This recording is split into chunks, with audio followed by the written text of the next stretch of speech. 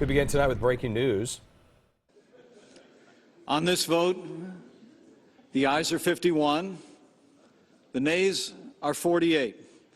The Senate recedes from its amendment and concurs in H.R. 1 with further amendment. The Tax Cuts and Jobs Act is passed. Vice President Mike Pence making that announcement from the Senate floor, just passed the most sweeping tax overhaul plan in 3 decades, passing that $1.5 trillion tax cut and the largest structural overhaul of the tax system since 1986.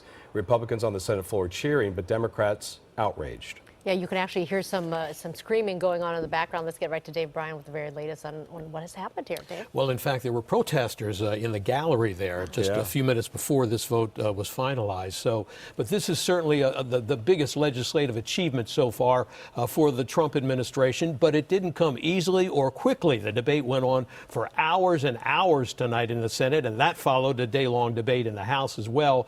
Here's what it all looked like tonight when the final results came in on the Senate. The question is on the motion to waive the points of order.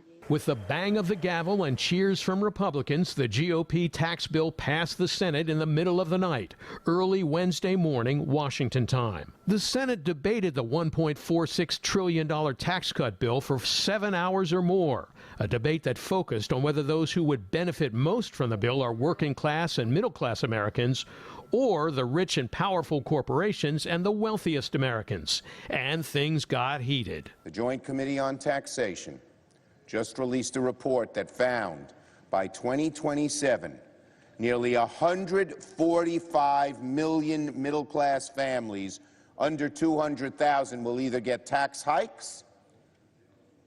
Can we have order, Mr. President? The Senate will be in order. This is serious stuff.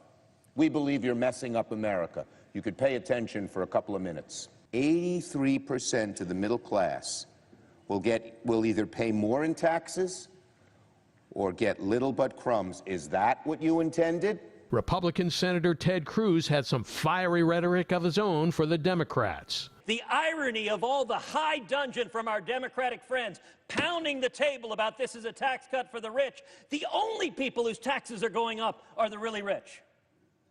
The middle class, their taxes are all going down. The working class, their taxes are going down. Every taxpayer, their taxes are going down, except rich people in Manhattan and San Francisco. Some of them, their taxes may go up. The motion to reconsider is laid upon the table. Earlier in the day, Republicans cheered in jubilation after the GOP tax bill passed the House of Representatives with flying colors. The $1.46 trillion plan delivers permanent corporate tax cuts and temporary cuts for individuals.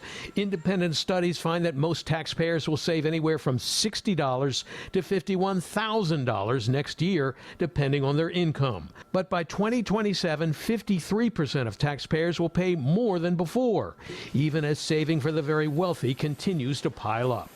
Tuesday night, one of the Democratic senators cited a just-released analysis of the tax plan, which claims many Americans would get only short-lived tax relief from this bill. That's 57 million households who make $100,000, or I should say under $100,000, under $100,000.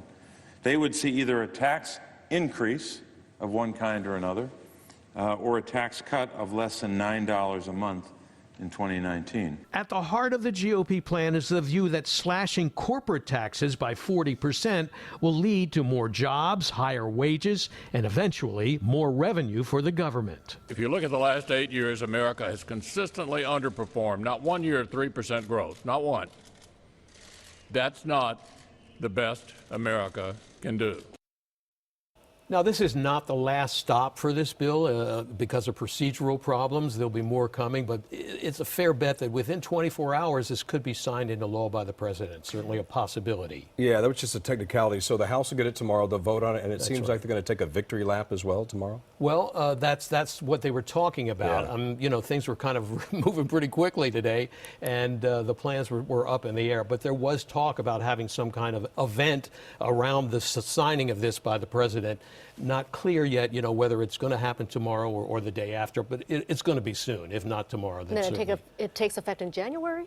Yes, it takes effect the beginning of the year, and the Republicans say that by the beginning of February, that workers will see the difference in their paychecks already. Sure. So that's pretty fast. That's only a month into the year, really. Okay. Yeah. Dave, Bryan. thank you.